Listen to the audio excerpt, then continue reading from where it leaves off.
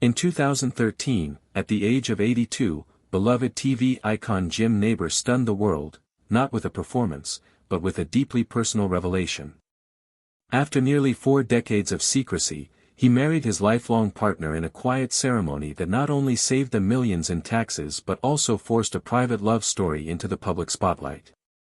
Most fans had no idea the man behind Gomer Pyle had lived a hidden life, shielded from judgment, fame, and fear.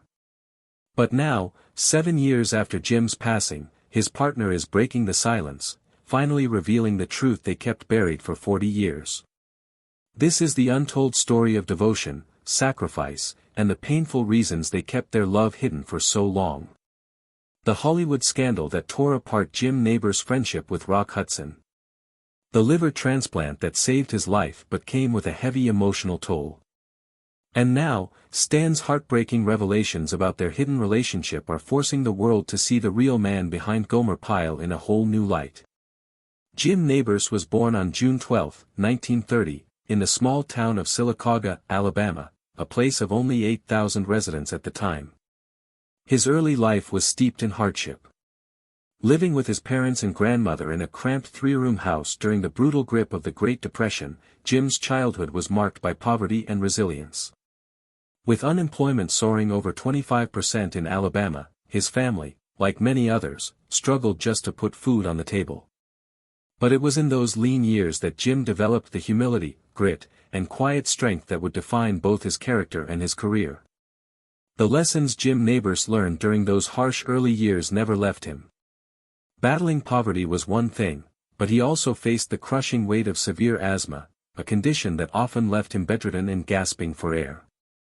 In the 1930s and 40s, there were no modern treatments, just long, terrifying nights and the isolation of a boy who couldn't run or play like the others. But instead of sinking into despair, Jim found refuge in music. Singing became his escape, his therapy, and eventually, his destiny. What once felt like a burden, his illness, became the very thing that led him toward fame. His mother, Mavis, worked long, exhausting shifts at a roadside truck stop, scraping by on tips. His father, Fred, took any work he could find until he eventually became the local police officer, a job that brought pride but not much pay.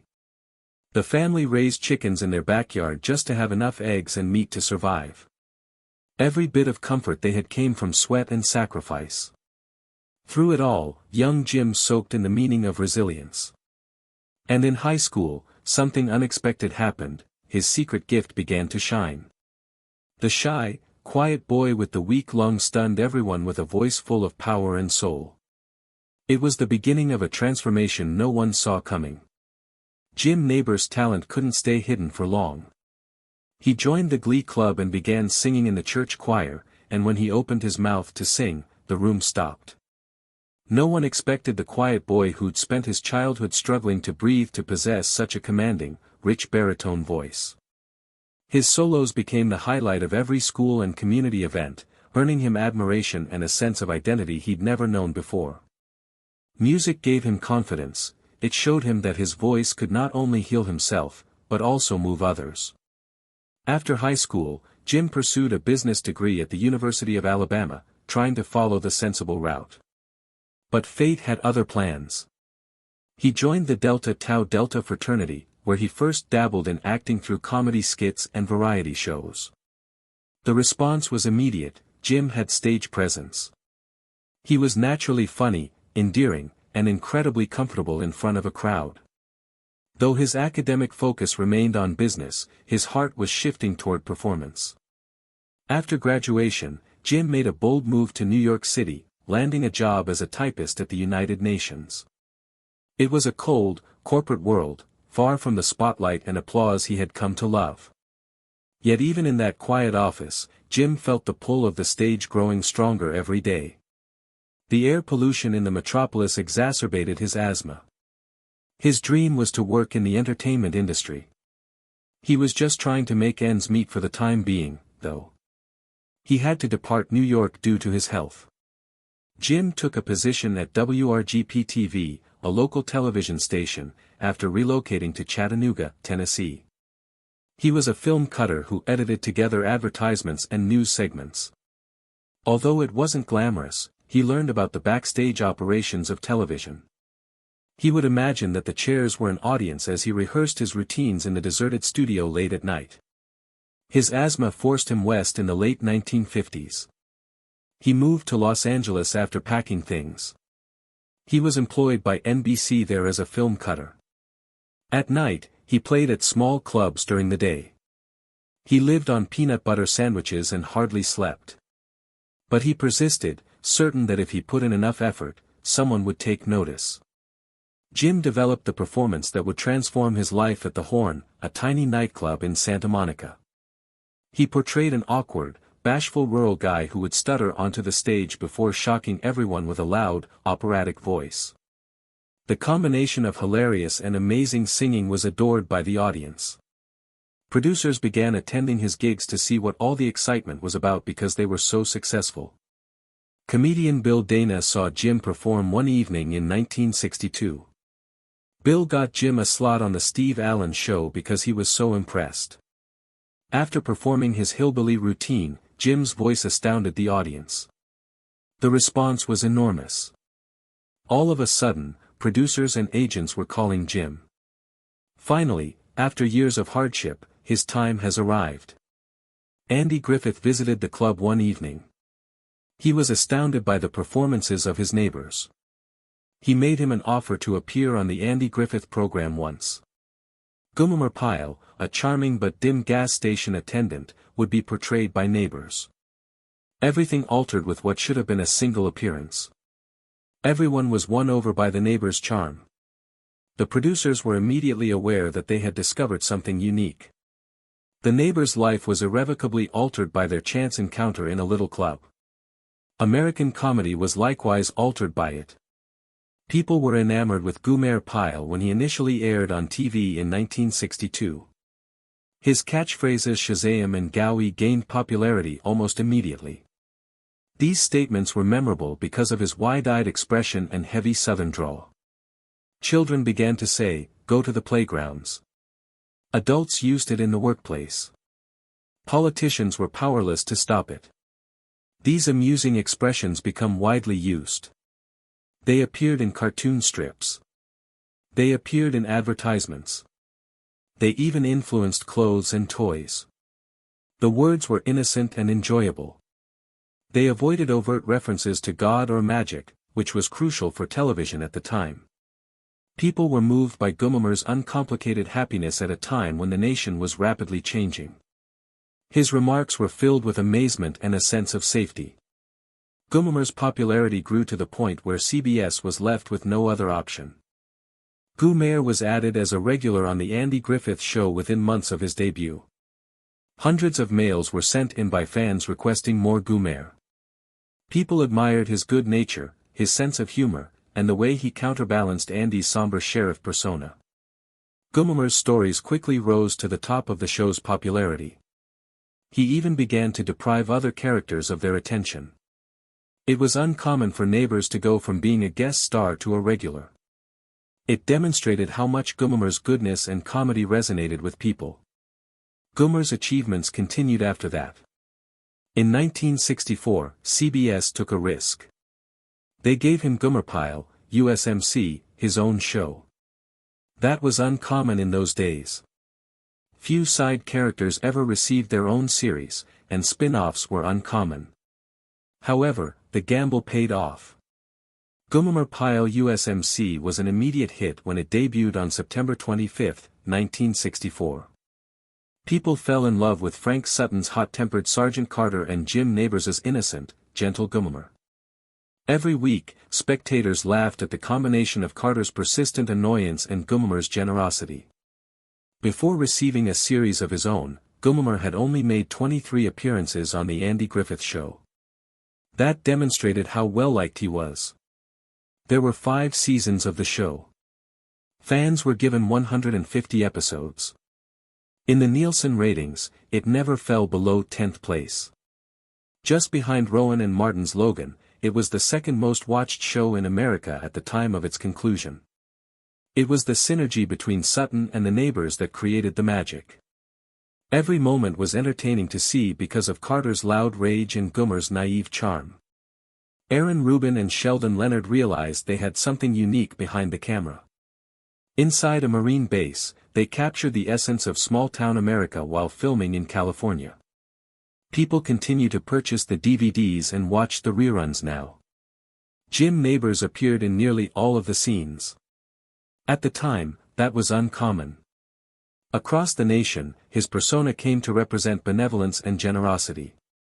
The show's total avoidance of discussing the Vietnam War was one unexpected aspect. America was embroiled in that horrific battle from 1964 to 1969. However, Goomer Pyle made no mention of it. CBS and the producers sought to provide a respite from the stress and sorrow of everyday life. They aimed to make the show feel like soul-satisfying comfort food. They so concentrated on Carter's yelling, Goomer's good heart, and amusing mix-ups. It was successful. For the most of its existence, the show remained in the top 3. In order to escape the terrible realities of the times, families all around America tuned in. However, most spectators were unaware of the suffering that Jim Nabors endured behind the jokes and grins. He had to conceal his sexual orientation. Being gay could ruin a career in the 1960s. Numerous staff members and co-stars were aware, and some of them mistreated him as a result. They joked cruelly. They did not include him. They behaved as though he wasn't welcome. His neighbors were forced to keep quiet out of fear that he would lose everything if he spoke up. Imagine pretending to be happy for millions of people while harboring that worry on a daily basis. Ron Howard and others acknowledged years after that they seen the struggles of their neighbors. They observed the cruel remarks and the aloof demeanor. They witnessed how he wasn't treated with the same respect as the performers who were straight. Nabors continued. Always courteous and professional. Though silent, his strength was present. His narrative brought to light the difficulties faced by gay actors during the supposedly heyday of Hollywood. It also demonstrated the bravery required to persevere. Nabors put in more effort than most celebrities on top of all of that. His days were 12 hours long. He frequently got started before the sun rose. He had to commit up to 15 pages of conversation to memory each night. He didn't have time to relax or simply be himself. On weekends and vacations, he played in concerts and nightclubs. Perhaps to avoid the worry and anxiety that followed him, he made an effort to stay occupied. He was concerned that all may be lost if the truth was revealed, even when he was at the top of his game. No one anticipated Jim Nabors' 1965 foray into the music industry. As the silly, lovable character that made people laugh, Goomer Pyle, he had already achieved fame. However, he shocked fans by revealing a side of himself when he joined with Colia Records. Goomer's high-pitched drawl was nothing like his deep operatic baritone. He recorded around 30 albums in the ensuing 10 years. He sung pop, gospel, and country songs, but the majority were romantic ballads. Making a lot of albums wasn't the only factor in his success. The Billboard Hot 200 chart had 12 of them. Additionally, 3 of his albums achieved gold status between 1968 and 1974. Jim Nabors Sings Love Me With All Your Heart, his album from 1966, even peaked at number 34 on the Billboard list. His rendition of The Impossible Dream unexpectedly became a hit in Australia in 1968, making it into the top 30. It was unbelievable to fans who knew him simply as Goomer. In a way no one had anticipated, he gained appreciation for his music and voice. Simultaneously, Nabors had a relationship with Carol Burnett that went down in television history. Nabors made an appearance as the featured guest on the inaugural episode of The Carol Burnett Show in 1967. It wasn't an isolated incident. He was the main guest at every season premiere for the following 11 years. Until the end of the show in 1978. Audiences agreed when Carol referred to him as her lucky charm. It was hard to overlook the friendship and chemistry between Burnett and his neighbors while they were on the same stage. His visits always provided heart, comedy, and memorable music, so people looked forward to seeing him. Nabors found time for the concert despite his hectic schedule. His participation was interpreted by fans as a sign that the season was off to a fantastic start. In his own variety shows, his neighbors likewise stole the show. The Jim Nabors Hour, which ran from 1969 to 1971, combined comedy, music, and people he had worked with before. In 1969 and 1974, he also starred in television specials. His dancing was a different story, but his singing was always excellent. He frequently ridiculed himself for his lack of rhythm, which his neighbors were the first to acknowledge. He attempted an audacious dancing routine during a live performance and ended up tearing his pants on stage. Rather than feeling ashamed, he joined the others in laughing. The incident turned into a highlight of his charm, demonstrating his willingness to make fun of himself.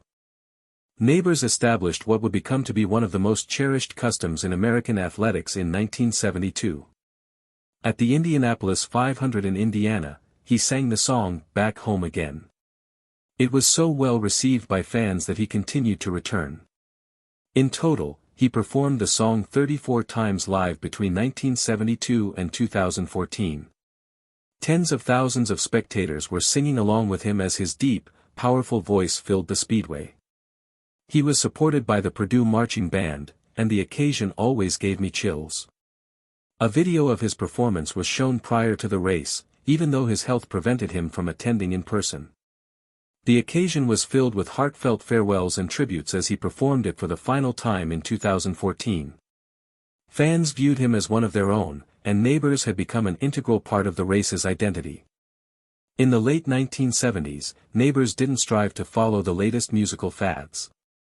Rather, he moved to Ranwood Records, a label that emphasized classic pop and easy listening.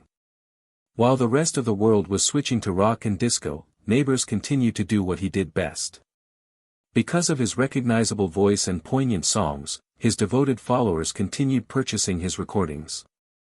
In order to provide Nabors with a place where his music could continue to flourish, Randy Wood and Lawrence Welk built Ranwood. Hollywood was a dangerous place for actors who didn't fit the stereotype that the film companies had constructed for them in the late 1960s and early 1970s. An openly gay person's job could be ruined in an instant.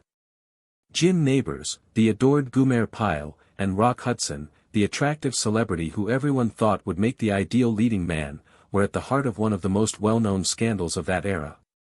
A joke that went too far connected their names. Funny invites to a fictitious wedding were sent out by a bunch of gay buddies in Huntington Beach. According to the invitations, it was Rock Hudson and Jim Nabors' wedding reception. To parody the names of their neighbors, they even called it Hudson Rock Pyle. However, what began as a personal joke quickly became widely known. The news quickly spread throughout the national press after gossip columns picked it up. A rumor like that might ruin a career back then. The two men were so terrified that they were never seen together again. To keep their employment, they put their friendship at risk. The narrative took another odd turn years later. According to a former Vogue model who wished to remain anonymous, she attended the alleged wedding. She stated that she was just 15 years old when she and a friend of Rock Hudson's attended what she believed to be a typical man-woman wedding. Rather, she claimed to have found herself in a Belgravian living room with candles. Male supermodels and designers filled the area. A priest married two men, and she watched in disbelief. She recalled, "I was an innocent 15-year-old at the time and was stunned by the whole thing. I don't recall what Jim and Rock said to the priest." This story revived the old rumor, whether it was real or not. The public were even more interested in what had actually transpired as it demonstrated how perplexing and private life was for gay celebrities at the time. The rumor caused a great deal of harm. Jim Nabors was on the verge of landing a major new CBS show. He was already well known thanks to Gomer Pyle USMC and The Andy Griffith Show. However, CBS retreated when the marriage discussion became more heated. A star embroiled in a gay scandal was not someone the network wanted to jeopardize their reputation for. Nabors missed out on a significant job advancement. To make matters worse, he and Hudson ceased communicating. They used to go on vacation together and have fun, but these days they avoid each other. Even a picture of the two guys together may be detrimental to their careers. Each Hudson and associates had to deny the rumors in public. They stated the tale got here from a joke invitation and nothing greater. However, the harm changed into performed. They prevented every other and their managers labored difficult to cause them to appear to be straight stars. Friends became advised to go out with actresses for show. He refused due to the fact he notioned that would backfire. Studios even moved actors to specific neighborhoods to prevent gossip. The stress of all this turned into heavy. Both men lived in worry that one slip could damage them. The shadow of the scandal followed them for years. As though all that weren't sufficient, pals confronted a terrifying second at a show in the Houston Astrodome. That region should keep over 60,000 people. Throughout his act, a lady with razor blades taped to her arms were given close to him. She slashed his arm and blood poured out. Marines who had been there because of his ties to Gumer Pyle rushed to protect him.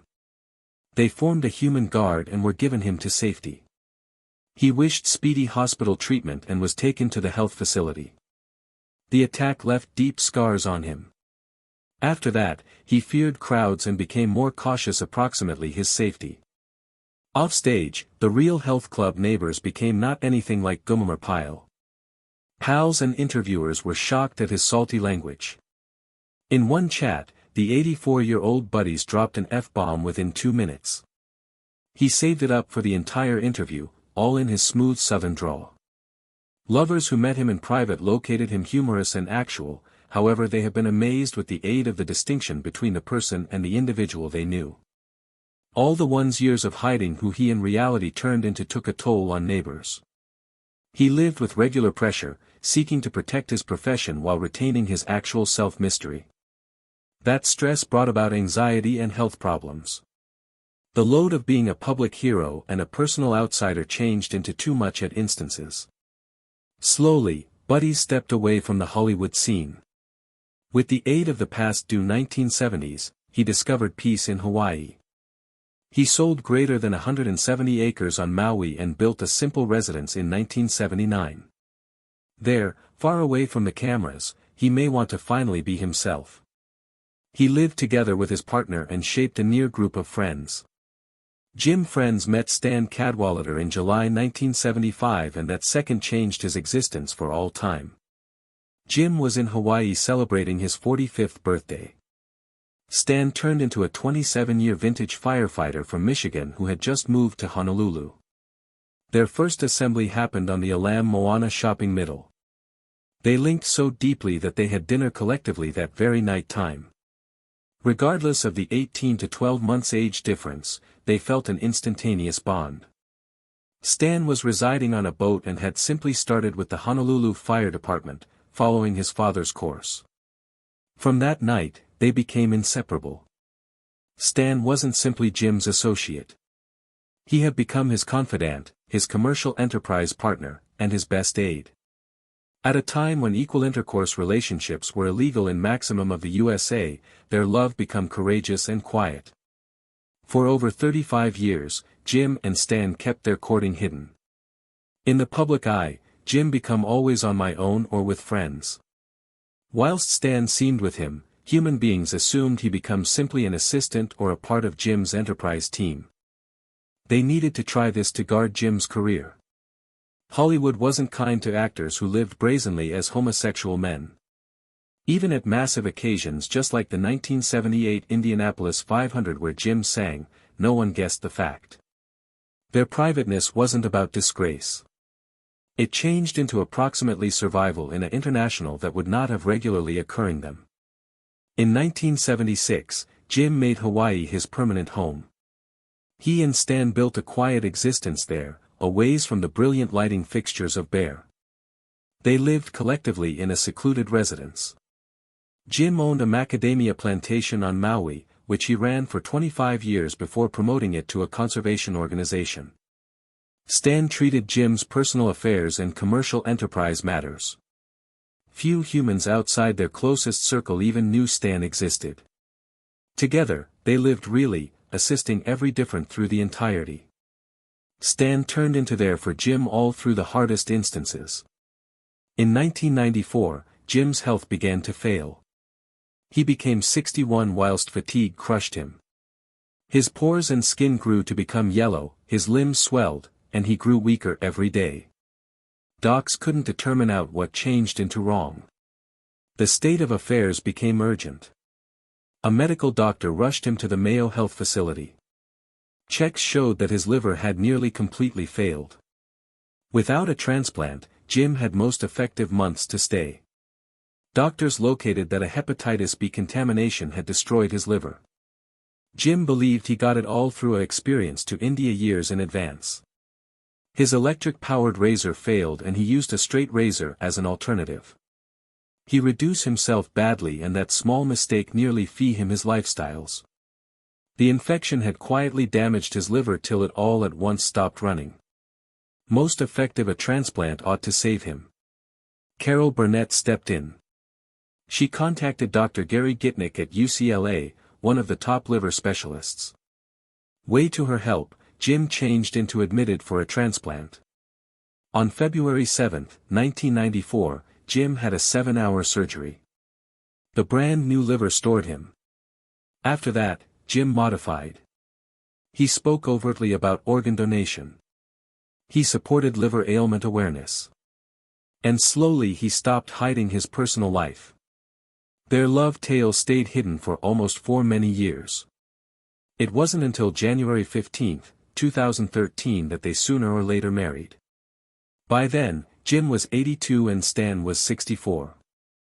They chose a small non-public ceremony at the Fairmont Olympic Hotel in Seattle. Only a decide and a few pals have been there. Their marriage bowled over enthusiasts who had no idea that Jim had been in a devoted courting for 38 years.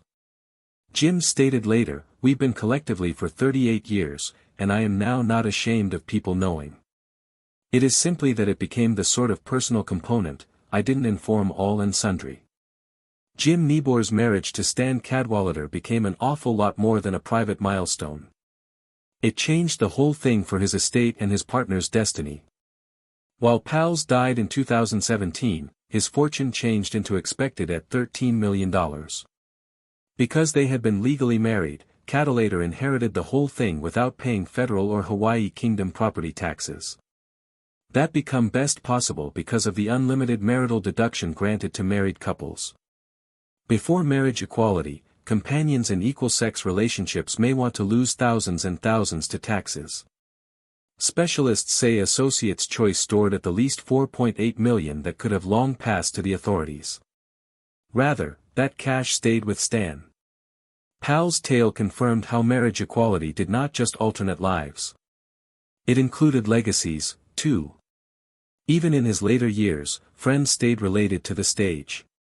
From 1972 onward, his voice became part of the Indianapolis 500. He sang Again Home Once More in Indiana nearly each year for over 40 years. Fans got here to look him as part of the race itself. He saved up the subculture into his 80s, performing for the ultimate time in 2014 on the age of 84. His fitness made it too tough to tour after that, but people still recall how his voice lifted the pre-race right. Organizers observed it tough to fill his place. For lots, there has been really no alternative for Jim Pals on the Indianapolis 500. Nabors died on November 30, 2017. On the age of 87, he surpassed away peacefully at his domestic in Honolulu with Stan at his aspect. His adventure had taken him from a small metropolis in Alabama to national reputation and sooner or later to a place where he ought to stay overtly and genuinely. His fitness had faded, in particular in the final year after years of fighting infection and having a liver transplant. But in the end, he had love, peace, and the consolation of his very own home.